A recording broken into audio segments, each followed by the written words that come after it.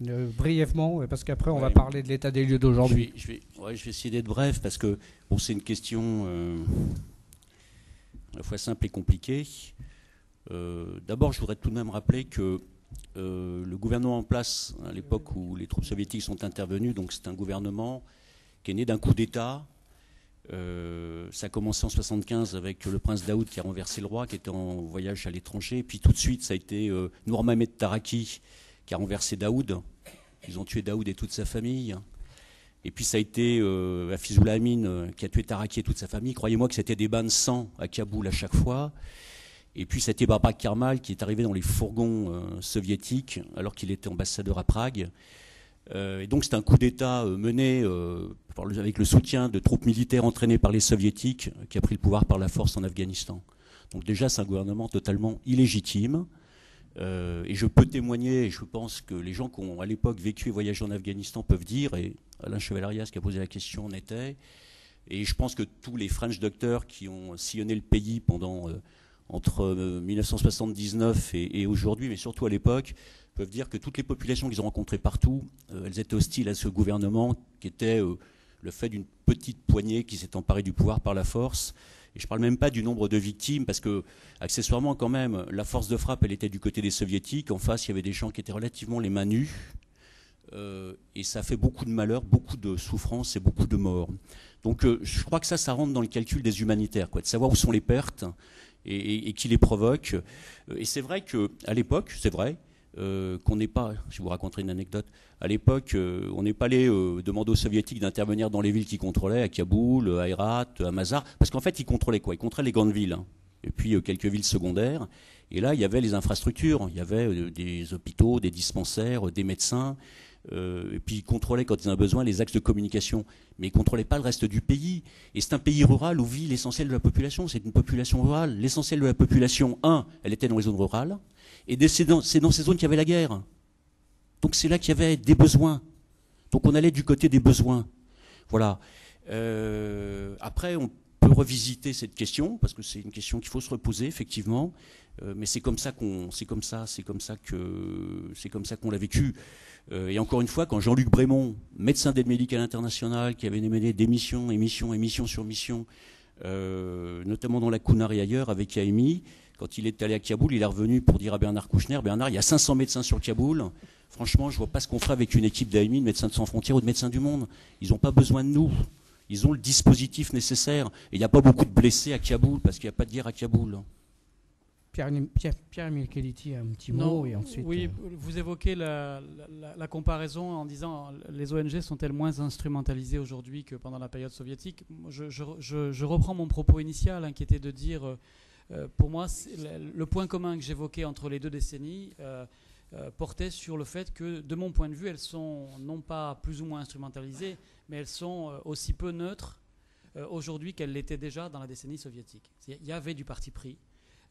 Auprès des moudjahidines combattants de la liberté, comme aujourd'hui il y a du parti pris, parce que, en tous les cas, en 2002, on a considéré que les talibans n'étaient pas fréquentables. Alors c'est là que je voudrais avoir un discours un peu nuancé et sortir de mon analyse, de l'analyse politique que j'ai eue jusqu'à présent. Je crois que le positionnement à l'égard des talibans n'est pas qu'un positionnement dogmatique ou idéologique. Et pour rétablir la vérité, il faut bien préciser qu'il s'est aussi construit de la mauvaise expérience qu'ont eu beaucoup d'ONG pendant la période 96-2001. Des ONG médicales ne pouvaient pas être indifférentes au fait qu'on interdisait aux femmes d'aller se faire soigner dans les hôpitaux, au fait, à la violence qu'elles subissaient. Donc, pendant cette période 96-2001, indépendamment même des tensions et des analyses politiques que j'ai fait précédemment, il s'est construit une mauvaise relation avec la plupart des ONG, entre la plupart des ONG et le nouveau pouvoir Taleb. De telle sorte que quand en 2001 surviennent les attentats et qu'il y a l'arrivée de la coalition, eh bien la tentation est forte de la part d'un certain nombre d'ONG, en dehors de tout aspect idéologique, de considérer qu'on est bien content de travailler avec un gouvernement qui n'ostracise plus les femmes, par exemple, de la même façon. Très bien. Jacques ? Ça m'inspire une question... En fait, c'est quoi la neutralité? Parce qu'il y a le fait d'être instrumentalisé à travers une action humanitaire, et il y a le fait d'être neutre. Et ce sont deux choses qui ont des nuances particulières. J'ai mentionné tout à l'heure l'exemple d'une organisation qui, de manière délibérée ou naïve, se met dans les bagages d'une mission militaire X ou Y et qui contribue, de par sa présence ou de par son action, au fond, à l'effort de guerre, qu'il s'agisse de la récolte de renseignements ou alors, et là on rentre dans un domaine qui est déjà plus difficilement mesurable, ou simplement à lancer le message à des populations rurales que le gouvernement vient jusqu'à vous. Ce qui devient déjà, est-ce que ça c'est l'instrumentalisation? Oui, non. La neutralité, elle va encore un pas plus loin. Et ça m'inspire ce que vous disiez, Pierre, sur la question des femmes, et sur la question de l'accès humanitaire à l'époque où les talibans étaient en contrôle de 95% du territoire. Très intéressant de noter, alors je partage votre appréciation générale, on avait des grosses difficultés, mais il faut quand même nuancer un petit peu, dans le sens où c'est à cette époque, par exemple, que un contrat de confiance a été signé avec les talibans pour que des infrastructures telles que l'hôpital de Mirwais, par exemple, à Kandahar, et cet accord tient toujours aujourd'hui, soit une zone où, par exemple, les femmes avaient le droit de recevoir des soins médicaux. On a eu des discussions interminables sur la question du... Alors, juste pour préciser, pour les talibans, il ne saurait être question de dire qu'une femme n'a pas droit à des soins médicaux. Il s'agit de dire que les conditions dans lesquelles une femme, aujourd'hui, une femme pachtoune, morale, pour reprendre les termes, aurait accès à des soins médicaux est contraire à la moralité. En clair, à partir du moment où vous n'avez pas une femme obstétricienne ou une femme médecin, tout simplement, eh ben, il est très délicat pour nous de permettre à ce qu'une femme se retrouve dans cette proximité-là face à un homme qui n'est pas un membre de sa famille proche. Donc c'était ça le problème. Quand on les confrontait face au dilemme qui consistait à dire « mais si vous tenez cette ligne-là, vous condamnez cette femme à mort », c'était effectivement un dilemme auquel ils étaient confrontés et qui vivait exactement dans ces termes. Le problème, c'était que dans la plupart des cas, il n'était question de permettre ce manquement à des règles de décence et de conduite conformes à leur interprétation de ce qu'était l'islam. Donc voilà, ça c'est un élément, mais à savoir aussi que on a réussi à le faire. On a réussi à faire en sorte que des femmes puissent être soignées. Je tire le parallèle avec la situation qu'il y a aujourd'hui et je raccroche sur la question de neutralité. La neutralité, c'est aussi être, ou plutôt ne pas être porteur de valeurs et d'un modèle de société d'importation. Ça veut dire quoi? Ça veut dire que c'est une renonciation délibérée à des choses qui sont extrêmement importantes pour chaque citoyen, chaque personne autour ici, mais qui n'ont pas leur place dans une action humanitaire d'urgence. En tout cas, notre approche, on ne dit pas que c'est la seule, on ne dit pas que c'est la meilleure, on dit que c'est la nôtre et on dit qu'elle marche. En clair, ça signifie quoi? Ça signifie que lorsqu'on arrive pour parler de soins médicaux, on parle de soins médicaux, on ne parle pas d'égalité homme-femme. Quand on arrive à un tel ou tel endroit par rapport à l'éducation, on parle du droit à l'éducation. On ne parle pas du droit à l'égalité et à la non-discrimination entre les sexes ou entre communautés ou à la laïcité versus une logique théocratique, etc. C'est un élément excessivement important parce que de nouveau dans le compact Afghanistan, Bonn, etc., il y avait cette notion que l'humanitaire intégrait tout. Intégrait une fois l'éradication du terrorisme, intégrer la stabilisation, la reconstruction selon un modèle et des valeurs qui correspondaient, d'où l'importance évidemment de la Constitution, où se retrouvaient des valeurs qui étaient des valeurs fondamentalement acceptables pour vous, pour moi, pour beaucoup d'Afghans, mais le problème, c'était pas pour tous.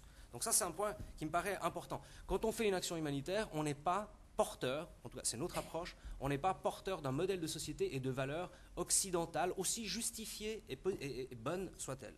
L'autre point par rapport au DIH. Alors là c'est délicat dans le sens que nous sommes une organisation confidentielle, on ne va pas commencer à donner des notes, savoir si les soviétiques étaient moins pires que... Non. Ce qu'on peut vous dire, et pour avoir travaillé à cette époque, je crois que vous avez donné les éléments de réponse. D'abord, on n'avait pas accès. À partir de début des années 80, on a demandé l'accès à l'État souverain d'Afghanistan. On n'a pas reçu de réponse positive. Petit à petit, on a réussi à ouvrir quelque chose dans le domaine, de la protection des prisonniers. Et là, je voudrais juste dire que l'action humanitaire va, en ce qui nous concerne, bien au-delà de simplement une assistance médicale ou santé. Ça parle de protection, ça parle de rétablissement du lien familial, de protection des populations sous les bombes, d'accès des civils à des soins et à des prestations, y compris en termes de sécurité économique, etc. etc. Et donc, on a eu un accès extrêmement limité et restreint sous le gouvernement Najibullah pendant une longue période.